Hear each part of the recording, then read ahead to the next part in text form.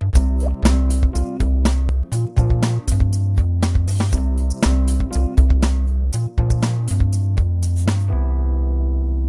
this is Andrew Moore-Crispin with your butterscotch.com tutorial on using the Amazon Kindle 2nd generation.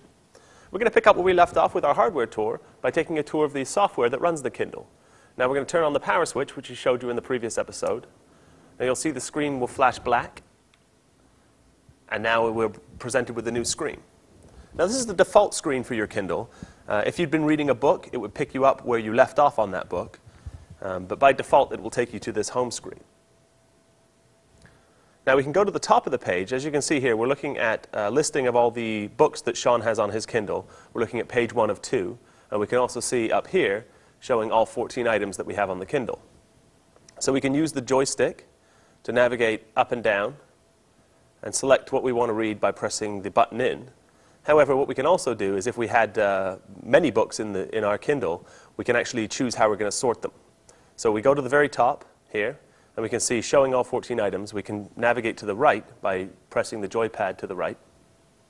And we can see here we can choose to organize by most recent first, organize by title, or organize by author. Now if we click on the joypad with the appropriate selection highlighted, it will reorder the list and organize it the way we just chose. Now we can also choose, we'll put it back to most recent first, we can also choose by going over to the left how we want to view the list further. So we can choose to view all my items, only books, only subscriptions, that's things like magazines and blogs and newspapers, or only personal documents. We're going to leave it the way it is for now. Now let's open up a book. So we'll read Bicycle Diaries, which is something that Sean has apparently been reading. We can click on the joypad to select. Now you see here it takes us to the most recent page that we read. If we press on the menu button, we can choose to go to the beginning. Some of these more advanced menu functions we'll get into in a later episode of this series. So go to the beginning of the book, and we can see here if there was a cover page, we'd be viewing the cover page. In this case, we're viewing the introduction. Now, as we're going through the book, we can just hold the Kindle like this and press the next page button as we're finished reading a page. You see it takes less than a second to change a page, but there's a little bit of a delay there.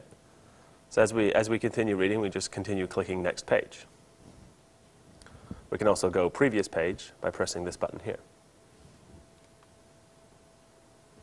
Now, if we wanted to search this document for a given term, we could start typing that term in here. Let's say we want to search for gears.